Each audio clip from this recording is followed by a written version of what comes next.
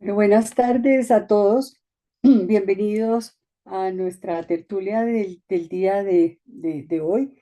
Esta será la última tertulia del año, de manera que aprovecho la ocasión para desearles a todos unas muy felices fiestas en familia y para un muy venturoso próximo año en el que espero que me acompañen a construir juntos la realización del encuentro número 33 de Acordece, conjuntamente con el Congreso del SILA, Congreso de Derecho Internacional del Comité Ibero Latinoamericano de Derecho de Seguros.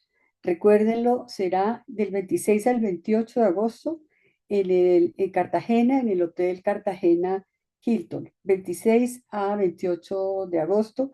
Espero el concurso de todos ustedes. Colombia será en esta ocasión la sede del Congreso SILA. Es un evento muy importante que convoca a juristas, a académicos, empresarios, en fin, congrega a muchas personas en este evento, de manera que espero el concurso, la participación y la asistencia de todos.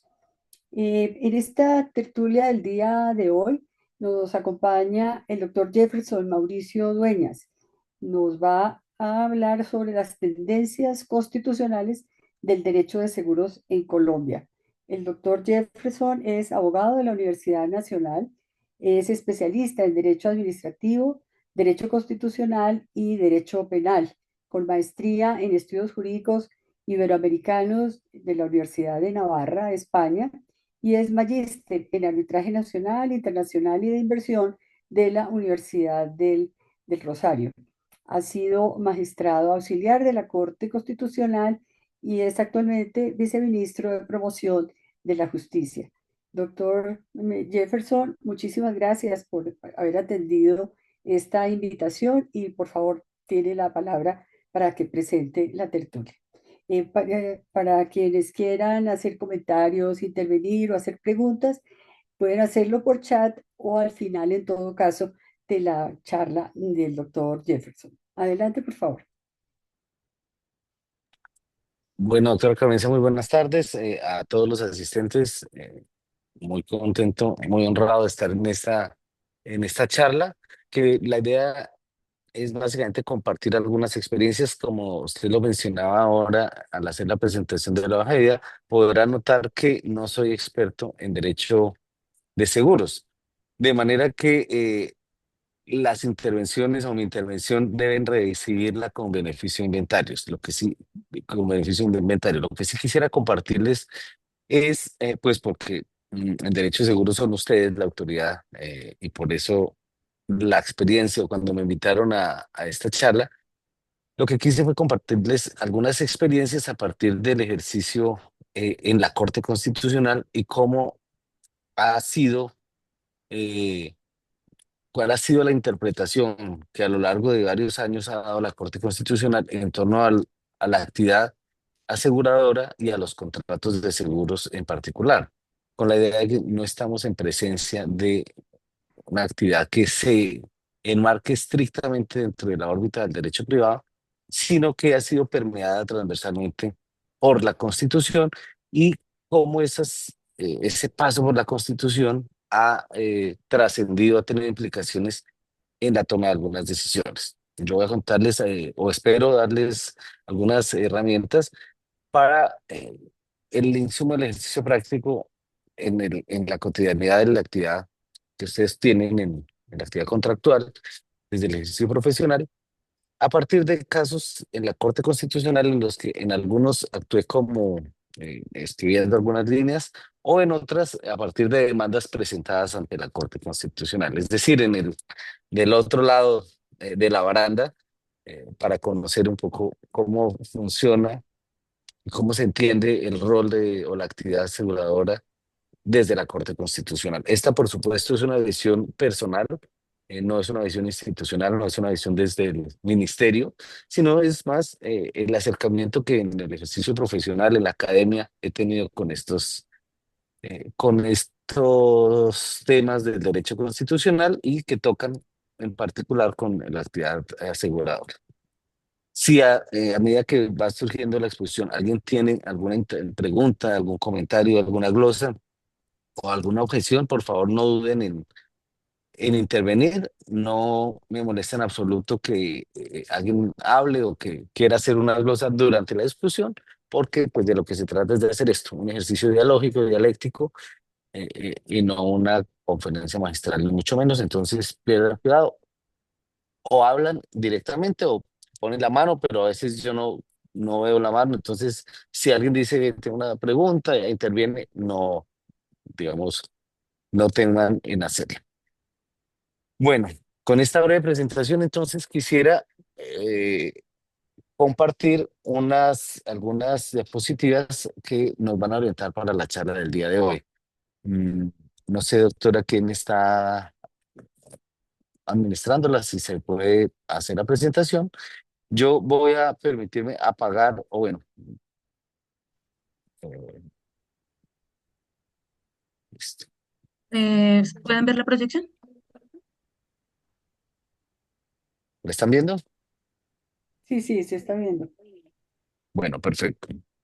Entonces, justamente la charla la hemos titulado Tendencias Constitucionales del Derecho de Seguros en Colombia. Creo que es muy pretenciosa para las expectativas.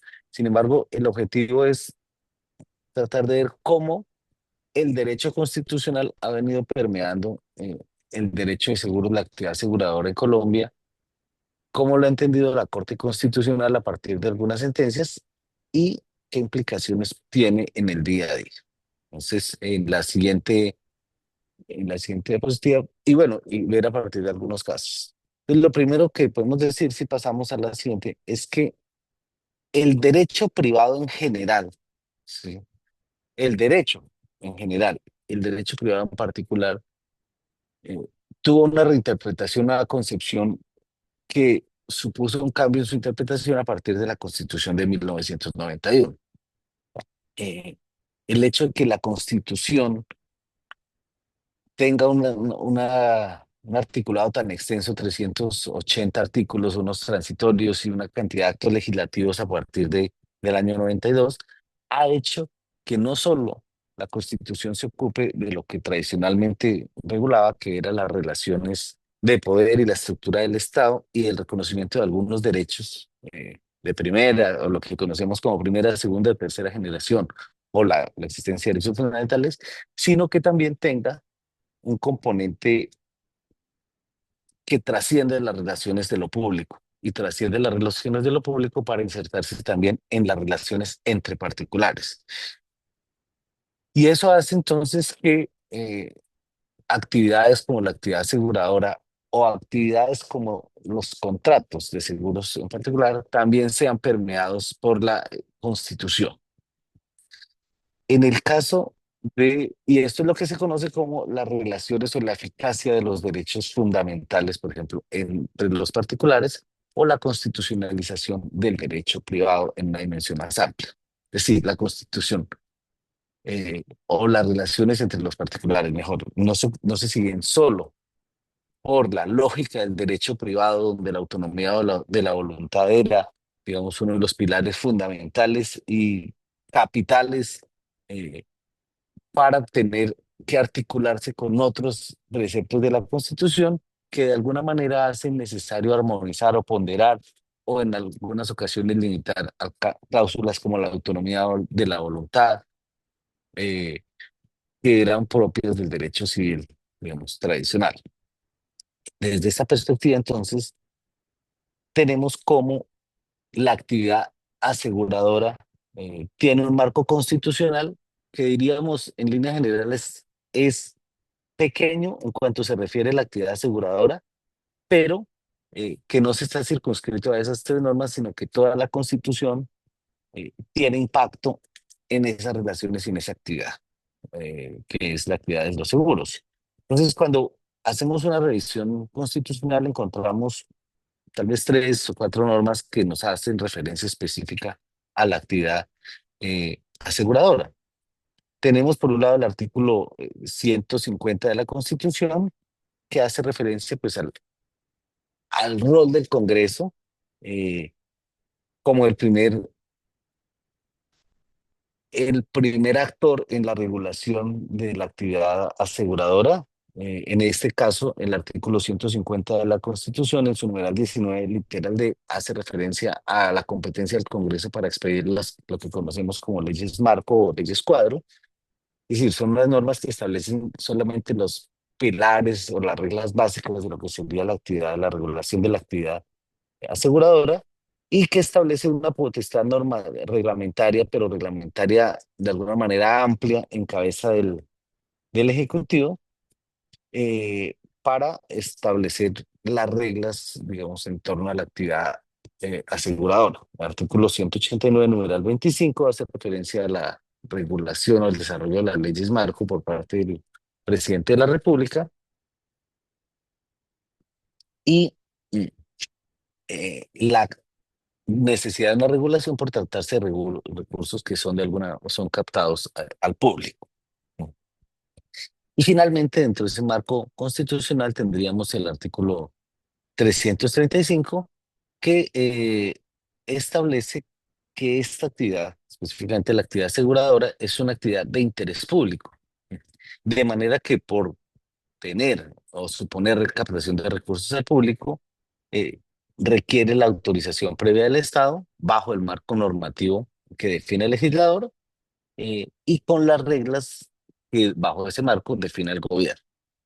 Ese es como, digamos, el panorama global de lo que sería eh, la actividad aseguradora, pero no podemos perder de vista que la actividad aseguradora pues se materializa también con las relaciones de los particulares, es decir, la suscripción de contratos, y en ese orden de ideas pues está transversalmente afectada por todas las normas constitucionales que regulan las relaciones entre los particulares. Y entonces aquí tenemos ya un contexto normativo mucho más amplio, eh, que nos lleva a la necesidad de entender en la siguiente diapositiva, cómo la Constitución eh, señala unas reglas básicas, unos postulados básicos, eh, que trascienden el ejercicio de la actividad aseguradora y que se concretan o se materializan pues por dos vías que son o que han sido la base para que la Corte Constitucional haya venido reconfigurando el panorama tradicional de esa una actividad que era propia de unas relaciones entre dos particulares, donde uno o tres, digamos, si uno quiere poner también al beneficiario, pero donde los particulares autónomamente suscribían un contrato, fijaban las reglas bajo las cuales definían esa relación contractual, las obligaciones de cada una de las partes, las consecuencias en caso de incumplimiento, eh, y punto. Ese era el pilar, regla de Código Civil, Código de Comercio, pero que por tratarse de captación de recursos al público y por pasar por el tamiz de la Constitución, supone una revisión conceptual. Y se da básicamente por dos vías. O bien en el control abstracto, y ese control abstracto de constitucionalidad específicamente estamos hablando de las demandas contra las normas que regulan la actividad aseguradora o las consecuencias de esa actividad de los contratos de seguros, las consecuencias que prevé o las reglas que define el legislador, pero también la reinterpretación de esas normas a través del control concreto, es decir, a través de la revisión de acciones de tutela o de sentencias de tutela que en última instancia llegan a la Corte Constitucional, ya sea a través de eh, tutelas directas contra aseguradoras, por poner un ejemplo, o a través de tutelas contra providencias judiciales que reconfiguran la decisión o las decisiones judiciales sobre el particular. Entonces, por esas dos vías es que se han venido reconfigurando, definiendo estas nuevas líneas del control constitucional. Y lo primero que tendríamos que decir ahí en esos postulados básicos es que hay una incorporación de principios y derechos fundamentales en los contratos de seguros. Es decir, eh, ya las cláusulas constitucionales y ese marco constitucional axiológico empieza a tener un impacto a la hora de definir el alcance de los contratos de seguros.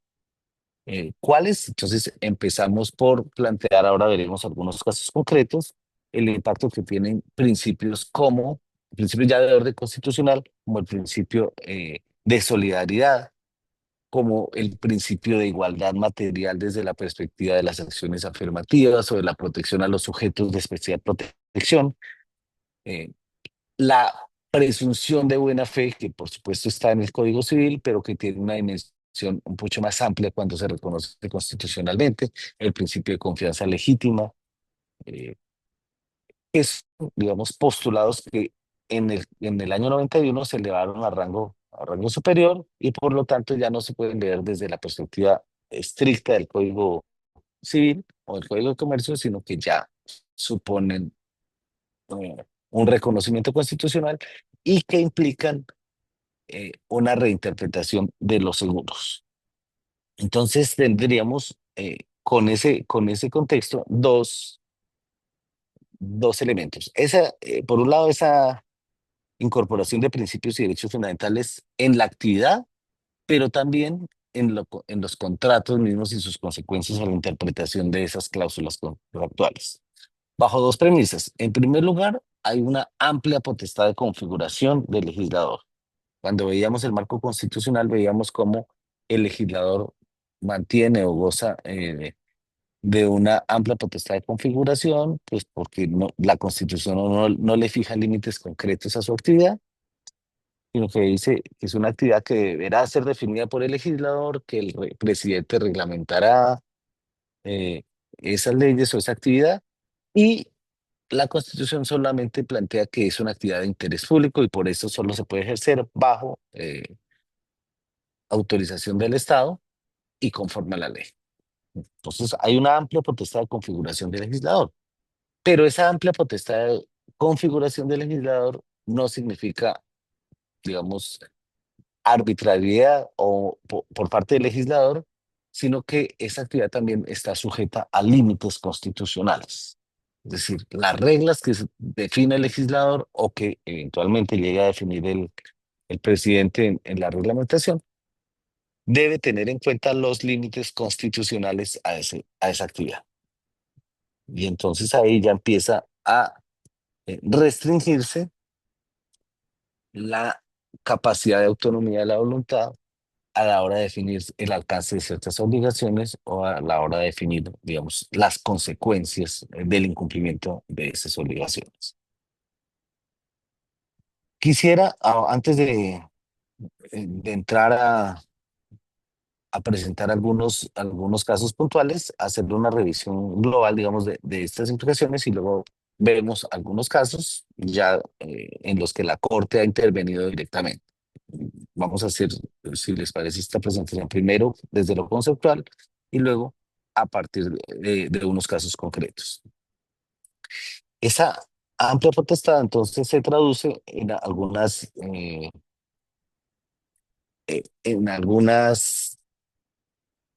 o tiene algunas consecuencias. Por ejemplo, en la siguiente diapositiva vemos cómo uno de esos elementos es la protección del asegurado como un consumidor. Entonces ya se ve a un consumidor, a una visión de asimetría en las relaciones aseguradoras. Ese es un punto importante mm, que hay que tener en cuenta en esa reconfiguración de los contratos de seguros. La Corte Constitucional, ya les digo, ahora vemos unos casos actuales, pero ha venido señalando o ha venido entendiendo que si bien estamos en un ejercicio contractual, donde dos partes deciden celebrar un contrato, no están en un plano de completa igualdad. Es decir, no son relaciones simétricas donde las partes bajo las mismas, bajo la misma condición de autonomía decide celebrar o no un contrato, sino que hay una suerte de asimetría y por eso el asegurado se entiende como un consumidor, el tomador del seguro también se entiende como un consumidor del producto, porque por tratarse de una actividad, donde no hay una relación de subordinación, pero sí puede haber una relación de indefensión en el contrato de seguros. La subordinación, recuerden ustedes, se presenta, y esto es para efectos de por ejemplo, de la procedencia de la acción de tutela contra una empresa aseguradora, donde digamos, la relación de subordinación sea a partir de relaciones jurídicas, mientras la relación de indefensión sea a partir de situaciones fácticas. Una relación de subordinación, por ejemplo, se da entre un empleador y un trabajador. ¿Sí? En esos casos hay una subordinación del trabajador respecto de su superior, que sería el empleador. En el contrato de seguro, por tratarse de un contrato, pues son dos partes que en principio están en una condición eh, jurídica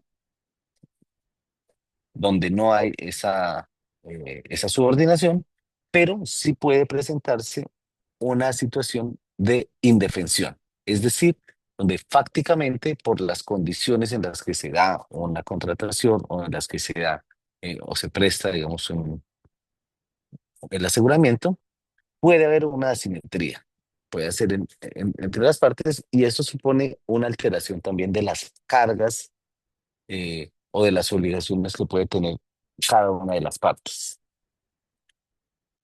En segundo lugar, dentro de esa protección del asegurado como consumidor, se plantean también la existencia de los límites a la autonomía de la voluntad. Esos límites a la autonomía de la voluntad están dados para ambas partes, pero especialmente para una empresa aseguradora que no puede de manera arbitraria tomar decisiones cuando estas decisiones resultan arbitrarias o cuando resultan irrazonables o desproporcionadas. Es decir, la autonomía de la voluntad, que es un principio, debe conjugarse, debe armonizarse con otros principios como el principio de solidaridad, eh, como el principio de igualdad material, y supone un ejercicio dentro de ciertos parámetros como la razonabilidad o la proporcionalidad. Yo les estoy compartiendo las visiones de lo que se ha entendido de la Corte, no para, digamos, más como una realidad, que el hecho mismo de compartir siempre esas visiones, porque no necesariamente siempre estamos ante una situación de asimetría, pero sí se ha considerado, la Corte de la Jurisprudencia ha considerado que suele haber esa situación de asimetría entre las partes. Eh, Y como consecuencia de esos límites a la autonomía de la voluntad, existen casos en los que las decisiones de las aseguradoras, cuando resultan arbitrarias, pueden ser objeto de control mm, a través de la acción de tutela por tratarse de decisiones que son arbitrarias, pero que podrían darse en contextos de una demanda de orden civil donde se reclame o la existencia de cláusulas o contratos o cláusulas que puedan ser eh, absolutamente desproporcionadas o que afecten el equilibrio o la igualdad entre las partes. Bueno, mencionaría, por ejemplo, la sentencia T-277 del año 99, para que vayamos ilustrando con algunos casos. Eh, en ese caso, por ejemplo, la Corte mm, reconoce que los particulares o que surge, que puede presentarse estados de indefensión eh, en los contratos que facilitan la ejecución de acciones o las omisiones cuando resultan lesivas de los derechos de las partes.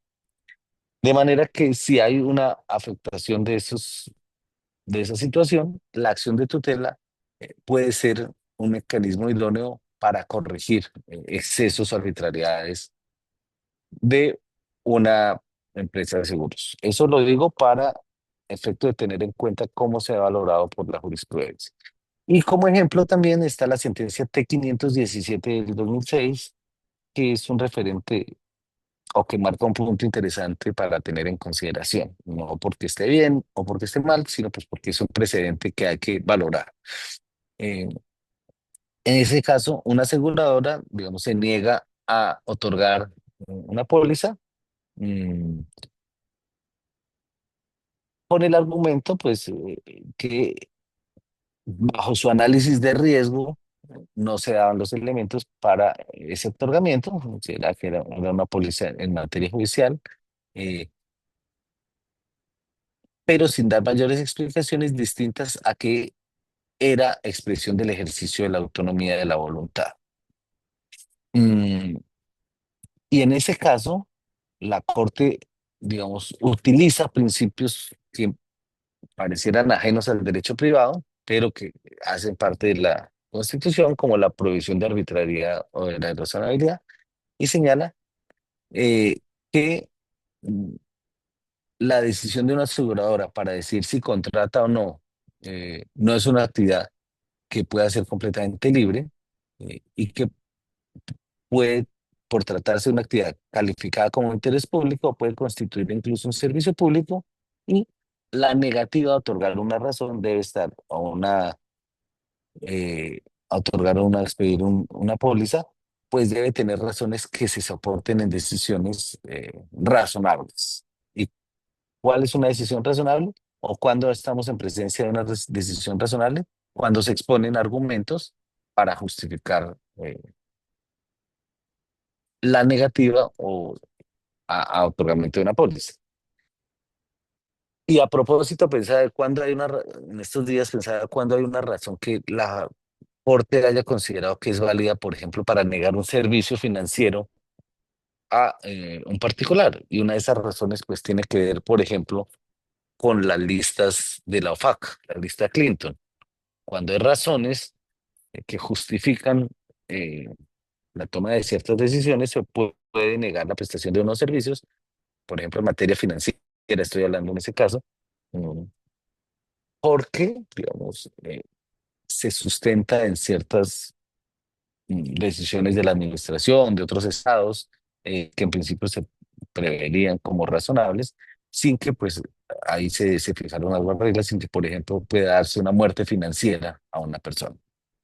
Pero cuando, volviendo al caso de los seguros, la decisión no responde a ninguna razón distinta a la mera liberalidad de una de las partes, en este caso de la aseguradora, eh, se corre el riesgo de la negativa o más bien de que se imponga vía acción de tutela la obligación de suscribir una póliza. ¿Eso qué supone? Pues digamos en el ejercicio práctico, que cuando a mí como asesor de una empresa, por ejemplo, me consultan si puedo negar o no un servicio o suscribir una póliza, pues yo debo tener en cuenta cuáles son las razones y dejar constancia de ello para que no se entienda que la decisión de una empresa es una decisión arbitraria, es una decisión caprichosa o irrazonable. Hay otras sentencias, como la sentencia T 057 del 95, o la T 222 del 2014, o la T 452 del 2015, eh, que plantean, no, por razones de tiempo, pues no las podemos entrar a explicar cada una, pero que plantean que cuando las prerrogativas de una aseguradora frente a un asegurado y al beneficiario en su conjunto o crean unas condiciones que impiden la defensa o el ejercicio de los derechos, o que generan una simetría eh, muy fuerte, porque la simetría, pues la diferencia está dada, estamos en presencia de un acto arbitrario mm,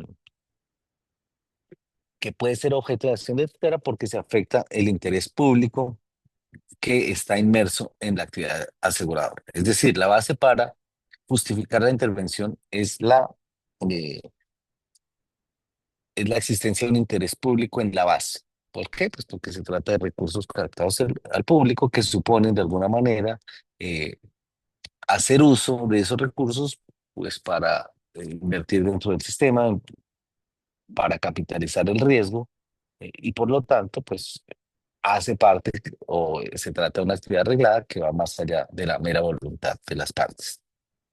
Mm, Y también es importante tener en cuenta, dentro de este punto, eh, la existencia de sujetos de especial protección.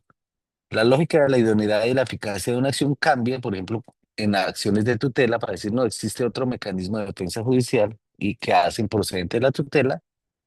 Eh, Esa lógica para entender los contratos de seguros y la procedencia o la procedencia o no de la acción de tutela cambia sensiblemente cuando estamos ante sujetos de especial protección constitucional. En estos casos, en presencia de sujetos de especial protección, en la actividad aseguradora, la acción de tutela puede ser un elemento que eh, puede resultar idónea para resolver controversias que en principio irían a la jurisdicción ordinaria. Podemos encontrar ejemplos en la jurisprudencia como personas portadoras de VIH, eh, o personas en condición, en situación de desplazamiento, que hacen que una controversia que en principio debería ir a la jurisdicción civil puedan hacerse, debatirse o ventilarse en sede de tutela. Si pasamos un poco a la siguiente diapositiva, encontramos cómo las obligaciones constitucionales de las aseguradoras también son objeto de una visión. Entonces, o de una, sí, de un replanteamiento constitucional. Es decir, las aseguradoras tienen unas obligaciones que trascienden el ámbito estrictamente contractual y se enmarcan o se sitúan en el plano constitucional e impactan el alcance de cada una de esas cláusulas contractuales. Por ejemplo, voy a mencionar algunas de las que se han señalado en la jurisprudencia. Las aseguradoras deben actuar de buena fe y transparencia en sus relaciones con los asegurados y beneficiarios. Por supuesto, este principio de buena fe está desde el Código Civil, pero se eleva a rango constitucional al artículo 83 de la Constitución, el deber o el principio constitucional de la buena fe. ¿Y cómo impacta esas actuaciones el principio de buena fe? Pues con la confianza legítima, el comportamiento, el respeto de los actos propios o de las conductas o la conducta de una de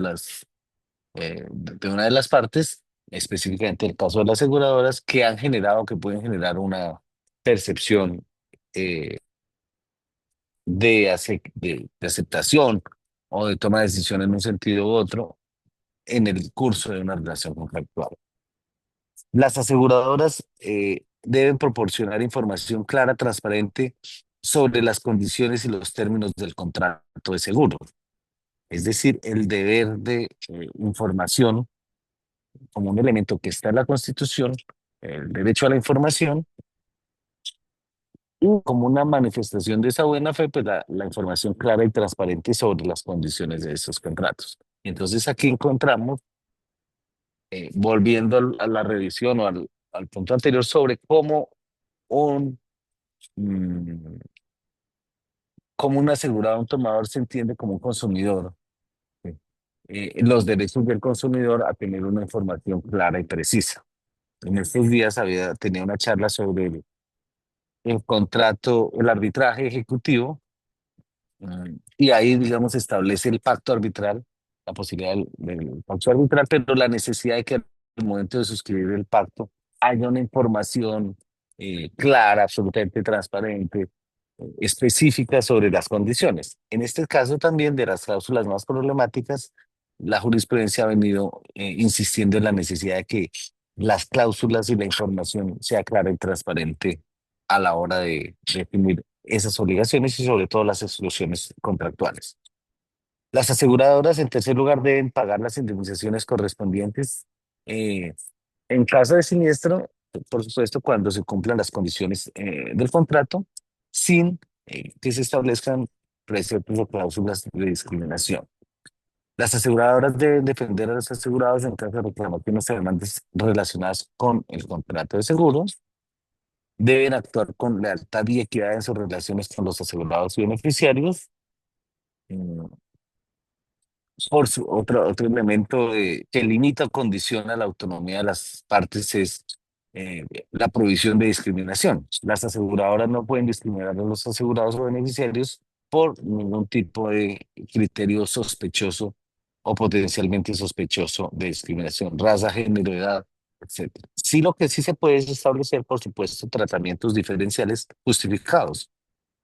Las condiciones del riesgo y la generación del riesgo, por supuesto, cambian, y eso supone también un tratamiento o unas condiciones que pueden ser diferentes, pero que en ningún caso pueden situarse en el plano de la discriminación. Los tratamientos diferenciales son válidos, son admisibles, la generación del riesgo, por ejemplo, en el aseguramiento de un conductor, pues son distintas hombres y mujeres, pero deben obedecer a razones objetivas, razonables y proporcionadas. Eh, en ese caso, digamos, el fundamento no solo es el marco constitucional de la actividad aseguradora, sino todos los artículos que hacen parte de la Constitución que regulan las relaciones entre particulares, eh, y que regulan pues, las actividades que por su naturaleza son regladas. Ya veremos algunos casos más adelante.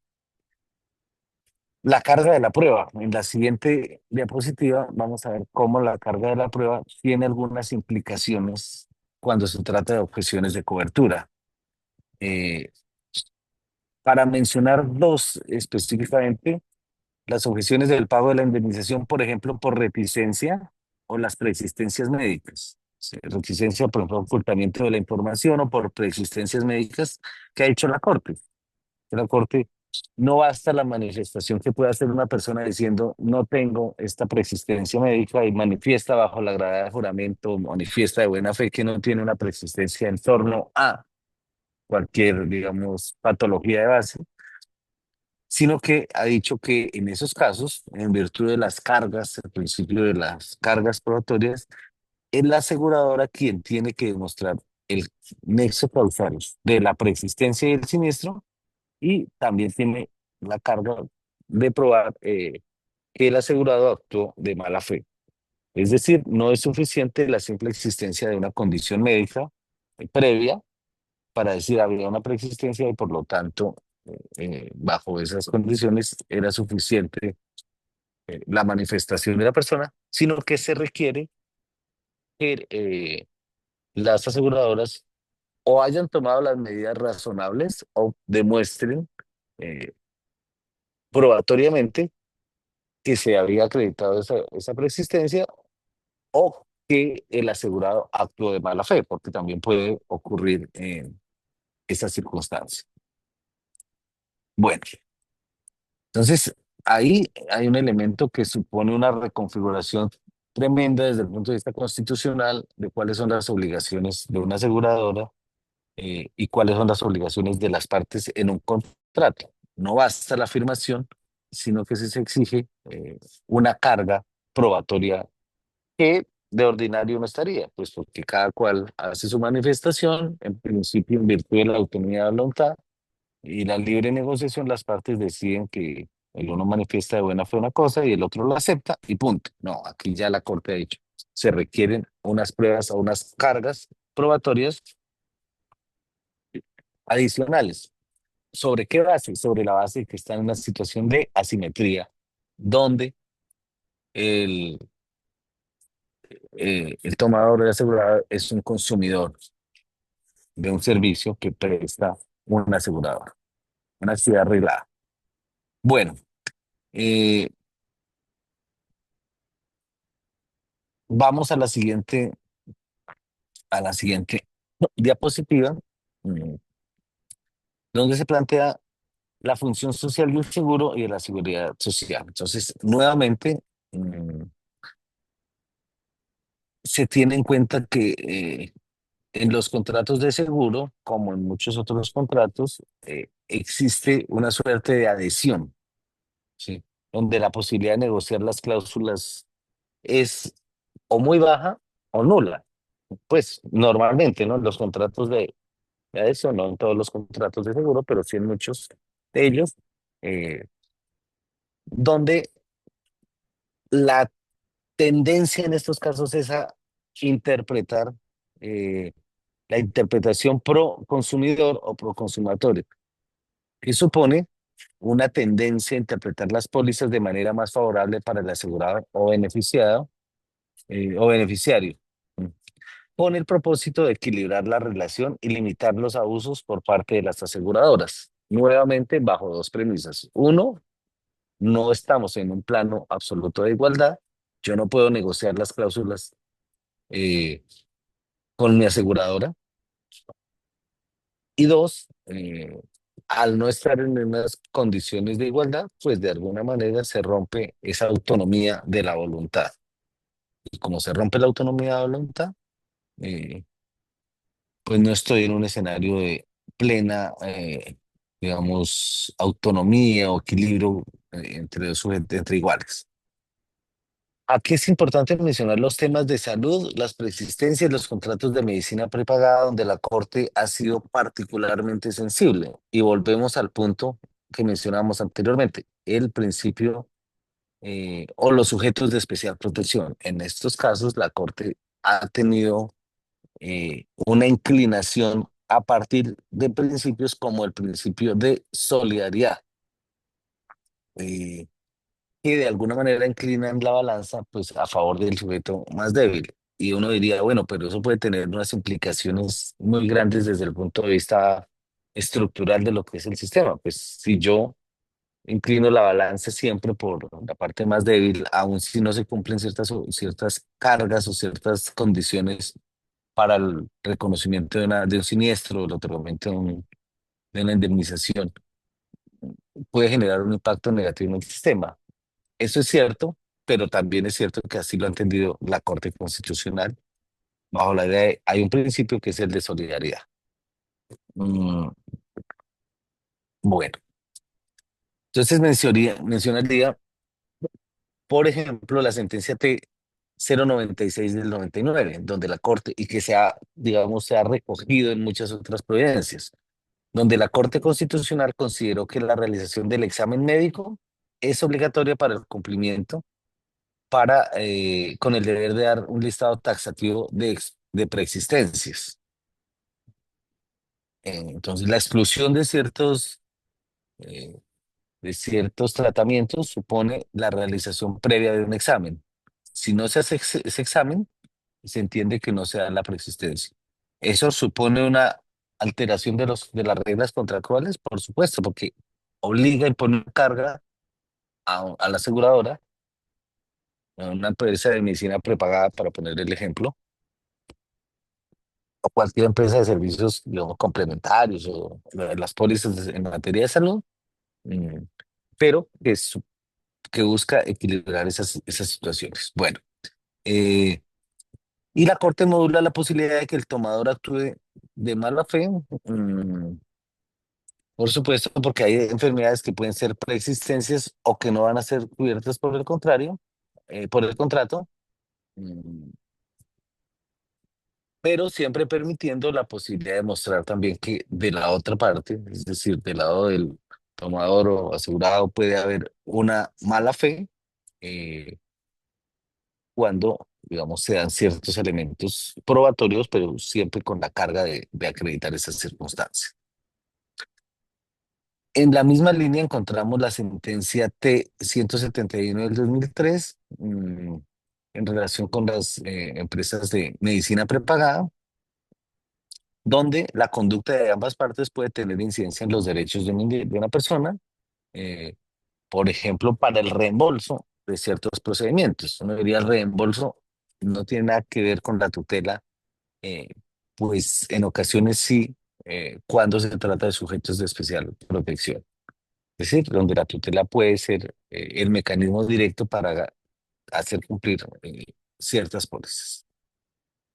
Bueno, mm, mencionaría dentro de eh, de este punto, la función social del seguro y la seguridad social, pues la necesidad de tener en cuenta eh, principios como la dignidad humana, la vida en condiciones dignas y el derecho a la salud. Es decir, esos elementos, el alcance de esos derechos, modula las obligaciones o las cláusulas contractuales, las obligaciones de las partes y las cláusulas contractuales.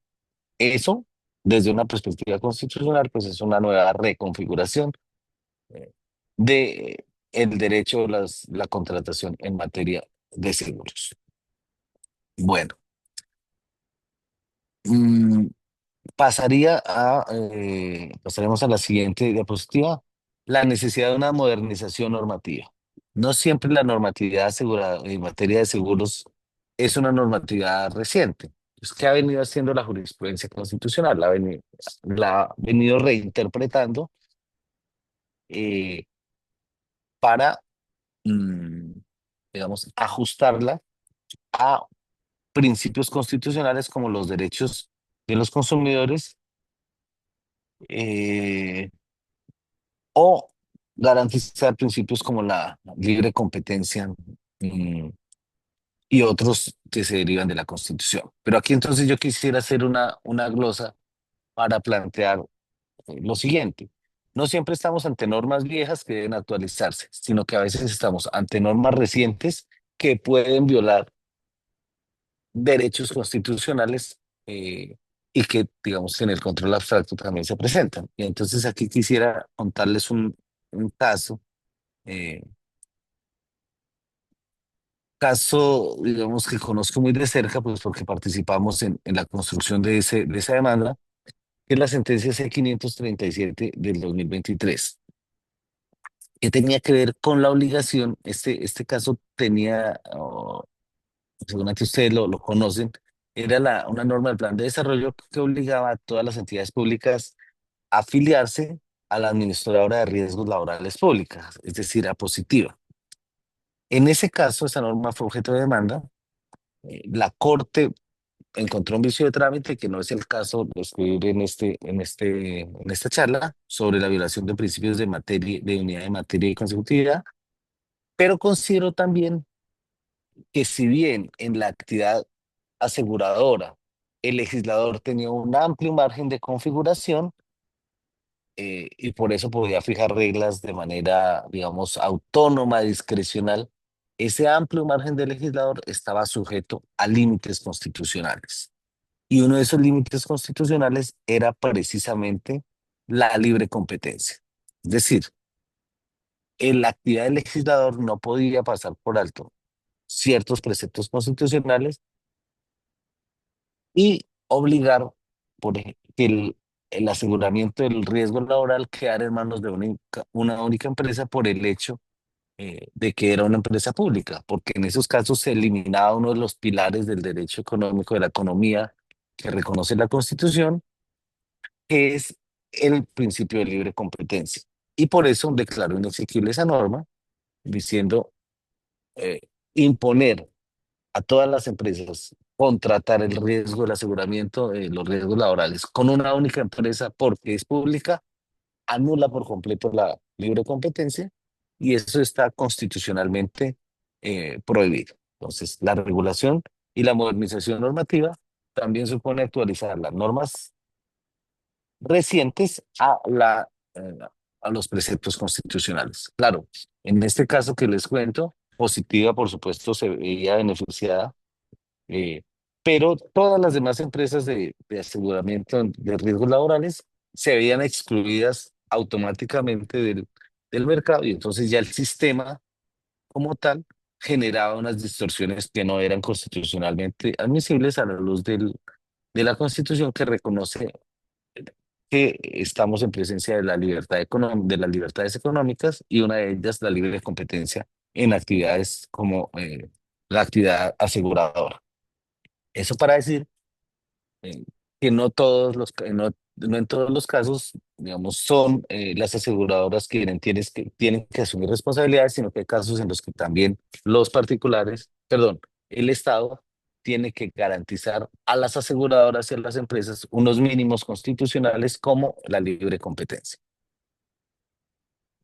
Bien, eh, en la siguiente diapositiva mencionamos entonces cómo existen límites a la actividad contractual. En resumen, lo que hemos visto es a lo largo de esta discusión que esa actividad contractual, que inicialmente era una actividad entre iguales, basada en la autonomía, en el marco constitucional se restringe no para anularse, no para eliminarse, pero sí para estar sujeta ante la necesidad de armonizarse con derechos fundamentales de las personas, con el interés público, como por ejemplo los derechos de los consumidores, eh, y especialmente sensible en asuntos como la seguridad social y la salud. Para finalizar, entonces, los derechos fundamentales resultan relevantes y con impacto en las relaciones contractuales como el de seguros. Eso plantea una tensión, pero plantea una tensión no para anular los derechos de uno ni para eh, desconocer la potestad de contratación y de configuración de las cláusulas, pero sí para morigerar el alcance de unos y otros. Mencionaría por último dos sentencias. La sentencia T-272 de 2015, que tiene una incidencia en torno a la prescripción de la acción cuando hay realidades típicas del escenario colombiano como el conflicto armado y el desplazamiento forzado. En ese caso, estábamos, pues, por diversas razones, en ese caso, una persona no hizo la reclamación en tiempo, pero esas razones tenían que ver no necesariamente con su condición o por su mera liberalidad o capricho, sino porque se trataba de una persona que había sido desplazada por la violencia dentro del conflicto armado, y la Corte morigera una cláusula como la prescripción extintiva para reconocer la eficacia o el deber de pagar eh, una póliza. Y entonces, pues en esos casos uno diría principios tan claros como la prescripción o la extintiva de ciertas obligaciones se modula. Y, pero yo, digamos, del otro lado diría, eso no es solo del derecho privado, también ha ocurrido en las demandas contra el Estado, donde ciertas circunstancias hacen que, por ejemplo, el término de la acción de reparación directa o la demanda, el medio de control de reparación directa, pues también deba ceder cuando por circunstancias externas no se puede presentar una acción dentro del término que inicialmente prevé la ley. Bueno, con esto yo cerraría la intervención. Les agradecería muchísimo o les agradezco sobremanera la paciencia, el tiempo y en definitiva la idea es dejar sobre la mesa la importancia de tomarse o tener en cuenta que ya las reglas tradicionales de la autonomía, de la voluntad, de la seguridad jurídica o de la voluntad o la mera liberalidad y la condición de igualdad entre las partes deben morigerarse para articularse con otros principios constitucionales. Yo terminaré aquí mi intervención y no sé si hay alguna duda, alguna inquietud, algún comentario que quieran hacer, por supuesto, bienvenido. Les decía, esta es una visión de una circunstancia que se advierte en la jurisprudencia, se advierte por la Corte, no necesariamente es la ideal siempre, pero es una realidad en la que estamos, pues hay que entender que hacia allá va, con sus más y sus menos y con sus giros, la concepción del derecho privado en general y de los contratos de seguro en particular. Muchísimas gracias, doctor Jefferson, por su presentación. Pues le confieso, no acostumbro intervenir, pero en este caso sí permítame mm, plantearle algunas inquietudes que me surgen. Mm,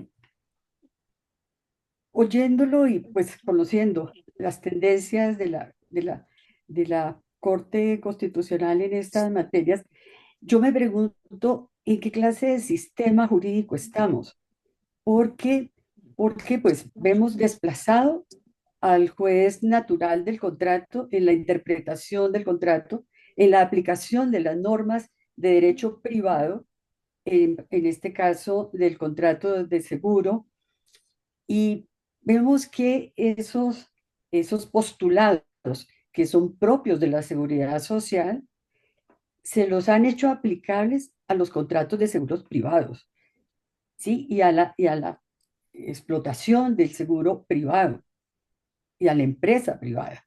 Entonces, eso de solidaridad y la protección de los sujetos de especial protección constitucional, todos esos postulados pues, son propios de la seguridad social y que un asegurador, ¿sí? Una empresa privada de seguros, no tenga la autonomía de su voluntad para decir, no puedo asumir tal o cual riesgo, porque es que alteraría mi equilibrio económico, financiero, técnico del seguro, porque estaría obligado a otorgar un seguro en la medida en que se encuentre con que el tomador o el asegurado es un sujeto de especial protección constitucional. Eso a mí me lleva a pensar que estamos en un régimen completamente distinto, en un régimen en el que la contratación privada entonces pues, pues se acaba. Se acaba porque tiene que ceder a todos esos postulados que son, insisto, propios, sí, de la seguridad social y de los seguros obligatorios, pero no de una empresa privada que otorga contratos de seguros y otorga coberturas atendiendo a su propio equilibrio técnico y financiero. Entonces, yo le confieso que a mí sí me crea muchas inquietudes estas tendencias que ya vienen siendo consolidadas. Esto ya usted mismo lo ha dicho, esto es una realidad, ¿sí? Pero, y me preguntaba, oyéndolo y repasando estas tendencias, eh, de eso a que, por ejemplo, los bancos, ¿sí? Los bancos privados, tengan que obligatoriamente otorgar créditos a personas porque están en estado de necesidad o porque están sin el mínimo vital y se los tengan que otorgar sin intereses, ¿sí? Estaría muy en la línea de estas tendencias que se le han venido aplicando al contrato de seguros. Y digo, a ver, por Dios, no estamos atendiendo tampoco la otra cara, ¿sí? La economía del país. Entonces, desde luego, uno entiende la perspectiva constitucional, pues, no faltaría más, ¿sí? Y esos postulados fundamentales, por supuesto. Pero, insisto, la inquietud es eh, que la contratación privada tenga que volverse obligatoria cuando esté frente a personas o sujetos de especial protección constitucional o que deba atender a una función social o a un servicio público, o sea, un contrato privado, ¿sí? Que tenga esa función social al punto o con tal alcance que esté el asegurador obligado o a otorgar el seguro o a pagar un seguro a costa de su propio equilibrio. Yo le confieso, pues es preocupante. Es preocupante y termino preguntándome lo mismo que empecé, ¿en qué régimen estamos, no? Pero bueno, no acostumbro intervenir, francamente, No, para no, dar doctora. paso a los que quieran, por favor, intervenir, preguntarle algo al doctor Jefferson. Si quieren alzar la mano y Andrea les abre el micrófono, si quieren intervenir. Doctora, yo diría sobre el particular, efectivamente, es una de las grandes preocupaciones que existe en este momento, ¿no? En hasta dónde puedo trasladar ciertas categorías que están en un contexto a otro contexto que por su configuración tiene una lógica privada. En el, en el caso de las aseguradoras, pues es una actividad que por su naturaleza no es una actividad que sea en sí misma eh, basada en la solidaridad, sino basada en una inversión, en un recurso, en un negocio, ¿sí? En la libertad de empresa. Entonces, traer categorías como el principio de solidaridad o el principio de igualdad pueden ser problemáticas. Alguna vez Manuel José Cepeda, cuando estaba en la Corte Constitucional, decía, venga, mm, a mí vienen a quejarme, a quejarse y a decirme es que la Corte se está metiendo en todo. La Corte se mete en los temas tributarios, se mete en los contratos, se mete en la actividad económica. ¿Qué hacemos? Eh, lo que concluía es, el problema no está como problema en que la Corte se meta en todo, en que la Corte reconfigure estas categorías, sino que la Constitución en sí misma se mete en todo. Si la Constitución es una norma y es vinculante y tiene esa categoría, pues hay que, digamos, reconocer esa categoría. Ahora, ¿qué se puede hacer? Digamos, porque yo entiendo esa preocupación. ¿Cuál es? o cómo trataría uno de equilibrar esas circunstancias. Por ejemplo, a mí me parece que hay unos elementos que pueden contribuir a sensibilizar o establecer límites a la intervención del juez constitucional, por ejemplo, a la hora de ordenar lo que están planteando aquí en el chat. El reconocimiento eh, de ciertas coberturas en materia de salud, eh, o el reconocimiento de ciertos, digamos, siniestros cuando no están dados todos los supuestos.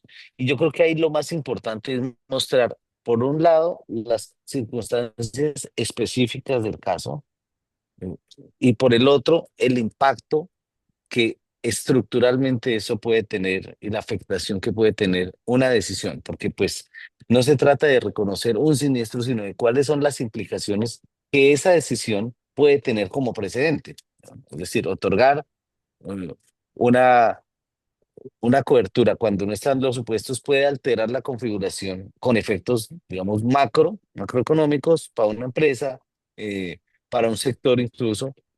Y en esos casos, lo más importante o mi recomendación sería, bueno, aquí hay que sustentarlo empíricamente muy bien, probatoriamente, desde las implicaciones que puede tener eso. Eh, pero, digamos, es una realidad. O sea, negar que eso está ocurriendo y que para allá va de alguna manera el reconocimiento de ciertos principios que originalmente eran ajenos al sector o al sector del aseguramiento, pues, digamos, sería no ver algo que está ocurriendo y que está en la jurisprudencia y que difícilmente eh, va a tener un cambio, por lo menos en los próximos años, pensaría yo. Bien, aquí hay un comentario o una pregunta. Lilia Vides dice, cuando la aseguradora pretende excluir la cobertura por condiciones médicas que no fueron consultadas adecuadamente en el formulario, no estaban claramente diagnosticadas o no tienen nexo causal relevante con la incapacidad permanente, el asegurado cuenta con mecanismos jurídicos sólidos para defender su derecho al pago, especialmente si actuó de buena fe y no hubo ocultamiento deliberado. Es un comentario. Eso es cierto, doctora, y hago una glosa sobre algo que usted mencionaba, y era el desplazamiento del juez natural. Usted hacía referencia al tema de cómo muchas de estas controversias terminan en sede de tutela, ¿no? O sea, terminan resolviéndose por el juez, cuando el juez natural sería en principio pues la jurisdicción. Sí, ahí también es importante demostrar en qué casos la controversia es estrictamente económica, eh, y si es una controversia estrictamente económica que no tiene unas implicaciones, uno podría tratar de mantener la discusión en el plano evidentemente contractual. A veces la discusión se trasciende y es ahí donde normalmente interviene la Corte Constitucional. Para interpretar el contrato y para reescribir las normas. Ha Es intervenido. lo que así ocurrido, sí, efectivamente. Bien, aquí Rafael Ariza. Dice Rafael, en el tema de la reticencia en seguros, uno de los aspectos más controvertidos es la exigencia en la jurisprudencia constitucional de la relación de causalidad entre la reticencia o inexactitud y el siniestro. Eso no lo establece la ley. Según su opinión, ¿cómo se puede justificar que la Corte Constitucional incorpore tal exigencia no establecida, afectando también al otro extremo de la relación jurídica, a pesar de que tal tipo de nulidad del contrato se puede iniciar incluso así no exista un siniestro? Pregunta Rafael. Y eso tiene mucho que ver con la observación que hace usted, ¿no? Es decir, se viene a reconfigurar muchas de las cláusulas y de las obligaciones contractuales. Es una preocupación. mm, Yo digamos, no la desconozco y creo que es legítima esa preocupación. Ahí de lo que se trata es demostrar por qué una modificación de esta naturaleza puede tener un impacto tan significativo. Pero efectivamente comparto la preocupación que pueda tener. A veces no siempre bajo principios como la solidaridad o bajo principios como eh, la igualdad material, pues podría uno reconocer eh, todo cuando no sean unos elementos mínimos para ser exigible una obligación.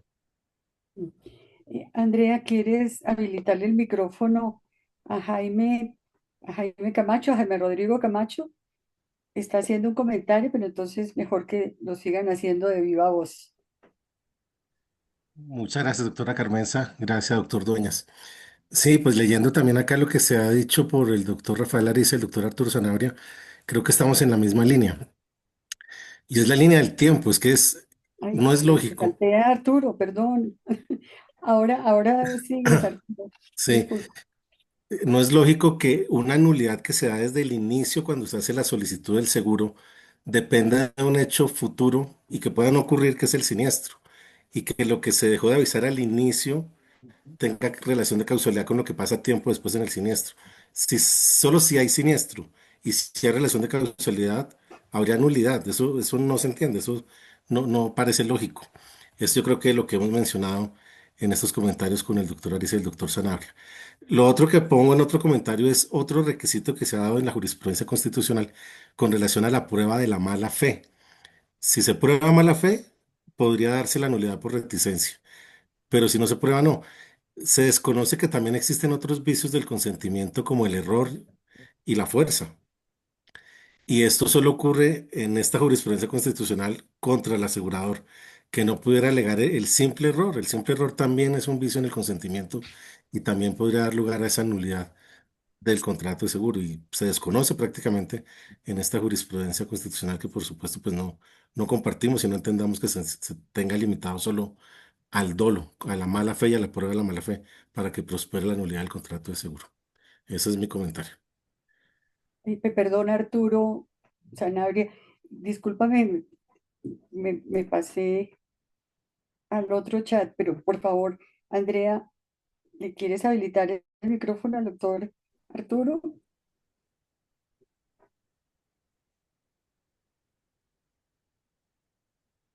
Adelante, Arturo. Mil gracias, doctora Carmenza, mil gracias a todos. Muy amable.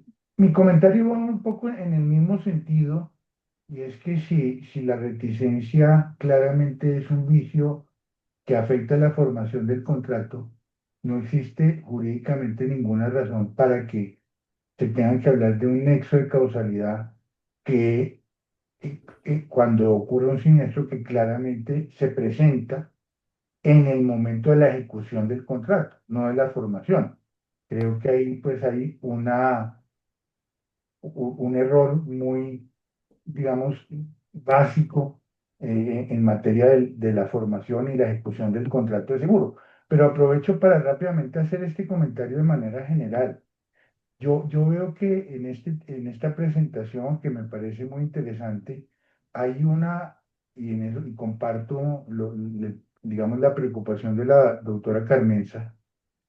Se ve, digamos, la perspectiva constitucional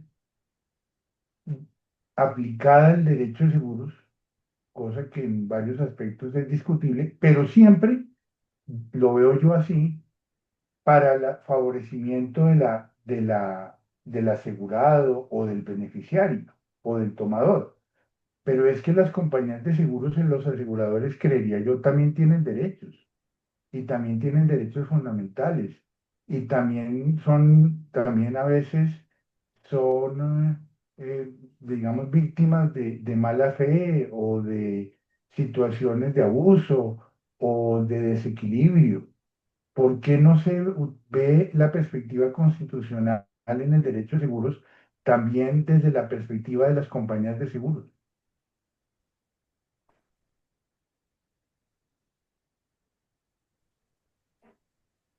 Yo creo que efectivamente, digamos, comparto las críticas, son críticas, es un poco la foto de lo que hay, de lo que tiene la jurisprudencia hoy, pero creo que las críticas son válidas, son legítimas,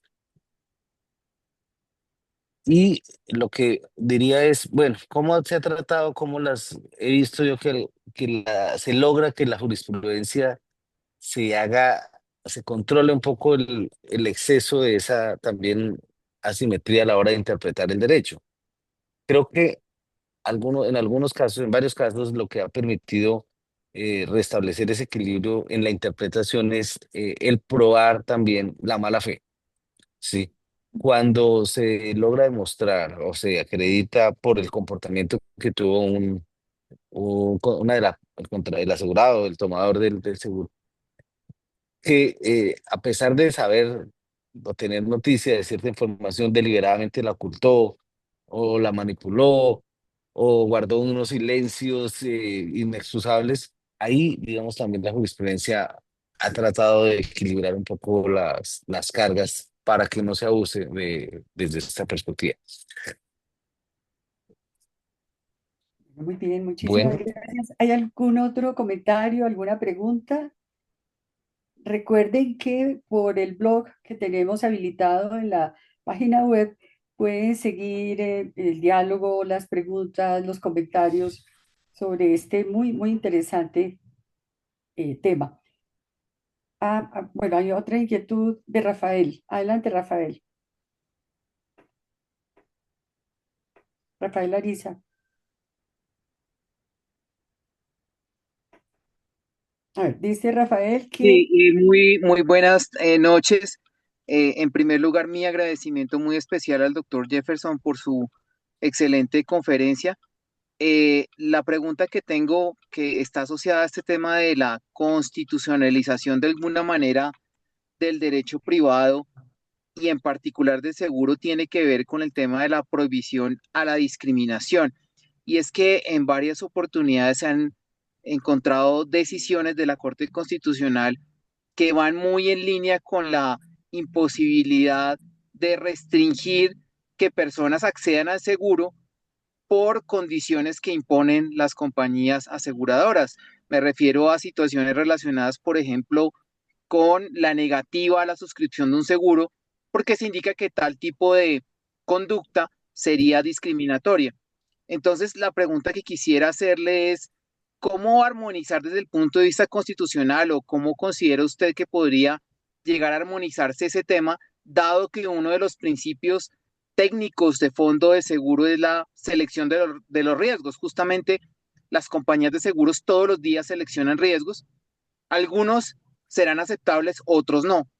¿Será que existe un derecho fundamental al acceso a las pólizas de seguro y las compañías entonces de alguna manera solamente podrían dar condiciones más o menos onerosas, pero siempre darle condiciones a las personas? La negativa al otorgamiento de un seguro, ¿podría uno considerarlo como inconstitucional? esa es una de las, gracias Rafael, esa es una de las grandes discusiones, creo yo, pendientes en la jurisprudencia constitucional. Digo pendientes porque la Corte ha señalado que eh, no está clara o no se puede discriminar, pero no se han definido esos límites concretos. Y por eso creo que es una de las tareas pendientes. Diría simplemente que en esta discusión, perdón, en esta discusión, eh, lo relevante en cada caso concreto es mostrar la razonabilidad de un tratamiento diferencial. ¿Mm? O o la necesidad, las razones que justifican un tratamiento diferencial. Porque, por supuesto, eh, hay riesgos que por su naturaleza o por las singularidades de una persona no se pueden asegurar, pero de lo que se trata es de justificar muy bien el por qué se hacen. Y ponía como ejemplo las relaciones comerciales en casos como esta clínica o los tratamientos asimétricos en función de la edad o el perfil etario que pueden suponer pólizas más o menos onerosas en función de ese riesgo. Yo creo que sí se puede y la tarea es tratar de justificar por qué una decisión o una negativa de la póliza no es arbitraria, sino es razonable, obedece no a capricho, sino obedece criterios técnicos debidamente fundados y allá tendrá que apuntar la jurisprudencia a exigir una carga argumentativa que permita demostrar esa solidez de una decisión. Bueno, doctora, debo partir.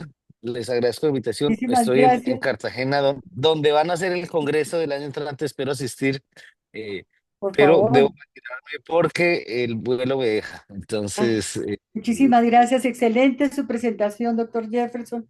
Muy ilustrativa de la realidad Y de verdad, muchas gracias por haber atendido esta invitación, muy amable. Honrado de participar y una feliz tarde o noche para todos y nos veremos próximamente. Ojalá aquí en Cartagena. Claro que sí. Bueno, buenas noches a todos.